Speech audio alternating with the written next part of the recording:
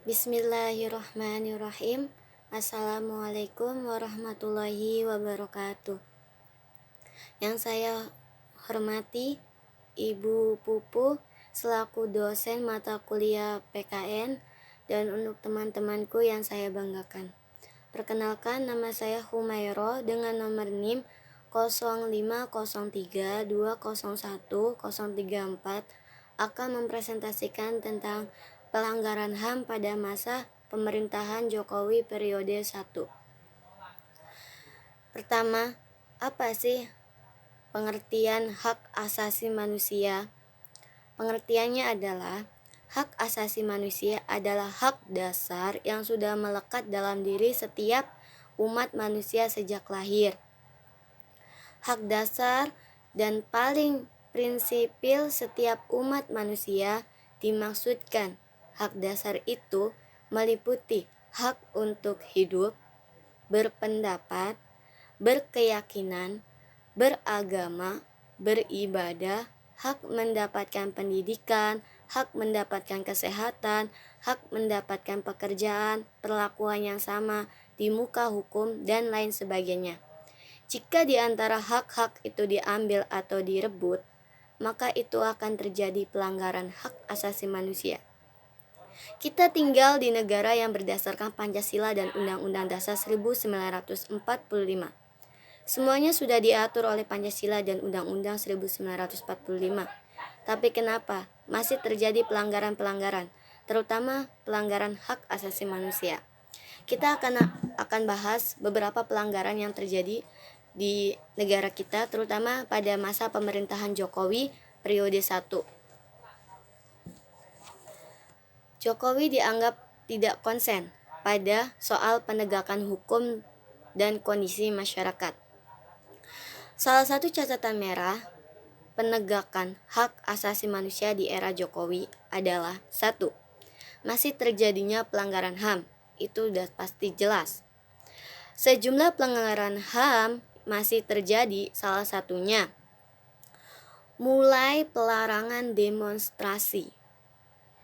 Pelarangan demonstrasi, di mana kita adalah negara yang berdasarkan demonstrasi, demokrasi. Tapi kenapa di sini kita dilarang untuk berdemonstrasi? Padahal kita berada di negara yang demokrat. Itu salah satu pelanggaran HAM. Karena di dalam demonstrasi kita ada hak untuk berpendapat, hak untuk menyampaikan argumentasi. Tapi di sini kita dilarang untuk berdemonstrasi. Berarti kita dilarang untuk berpendapat, dilarang untuk menyampaikan argumen kita. Itu salah satu pelanggaran dalam berpendapat. Diperlakukannya hukuman mati, itu salah satu pelanggaran HAM. Kenapa? Karena kita sebagai manusia punya hak untuk hidup.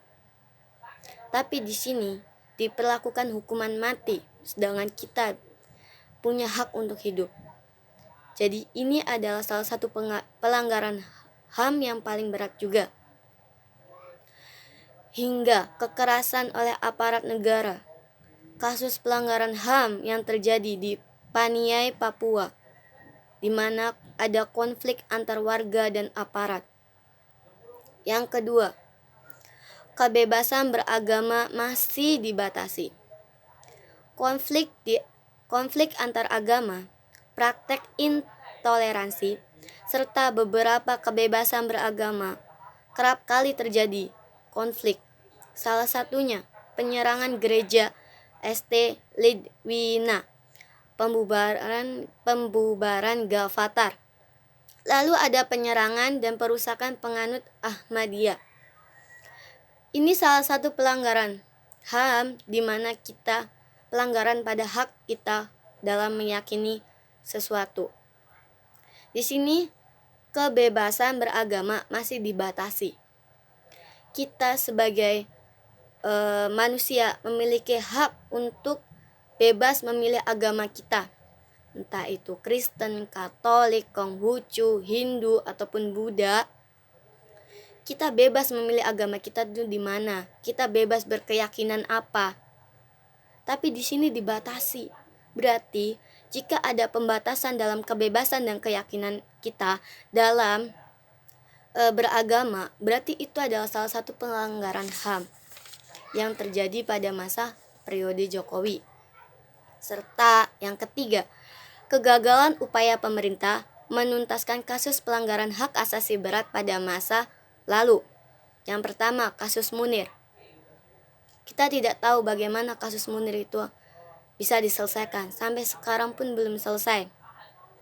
Yang kedua, pembantaian 1965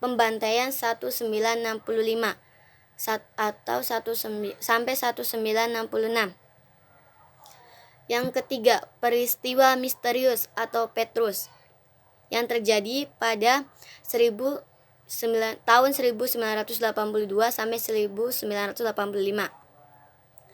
Dan yang ketiga yang paling terkenal adalah peristiwa Trisakti, di mana hilangnya 4 mahasiswa. Hilang atau tewas, aku nggak tahu, tapi ada yang bilang itu hilang, ada yang bilang itu juga tewas. Yang pertama, Elang Mulia Lesmana yang hilang pada tahun 1978, yang lahir pada 1978 sampai 1998. Yang kedua, Heri Hertanto lahir pada 1977 sampai 1998. Hafidin Royan dan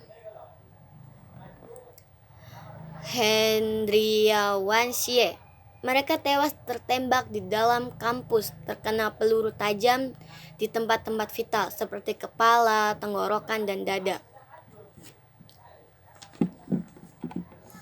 Ini salah satu hak asasi manusia, di mana mereka ditembakkan hingga tewas. Itu salah satu pelanggaran HAM karena mereka telah melanggar hak asasi manusia, hak untuk hidup. Yang kelima adalah Semanggi 1, yang keenam adalah Semanggi 2. Oke. Pelanggaran hak HAM pada pemerintahan Jokowi sudah saya bahas. Sekarang pendapat saya. Saya selaku bagian dari masyarakat beranggapan jangan jadikan hak asasi manusia, pelanggaran hak asasi manusia hanya bagian isi dalam visi misi pemerintah saja, tapi juga harus menjadi pembuktian dari isi visi misi tersebut. Hak asasi manusia adalah yang terutama dan utama. Pelanggarannya akan banyak merugikan, serta akan muncul rasa ketidaknyamanan pada diri masyarakat. Takut inilah, takut itulah, sehingga masyarakat tidak akan merasa nyaman. Ketika suara dibungkam, ketika pelanggaran hak asasi manusia masih terjadi dan marak dilakukan pelanggaran tersebut, pemerintah harus terus menegakkan hukum, bikin produk-produk hukum yang berkualitas, sehingga pelanggaran hak asasi manusia itu tidak kerap terjadi di negara kita pada khususnya. Sekian presentasi saya.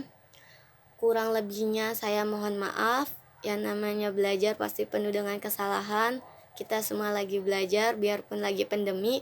Apapun yang bisa kita lakukan untuk belajar, kita lakukan. Terima kasih atas perhatiannya untuk Ibu Pupu selaku dosen mata kuliah PKN, dan untuk teman-temanku sekalian juga. Wallahu muwafiq ila aqwamit thoriq. Wassalamualaikum warahmatullahi wabarakatuh.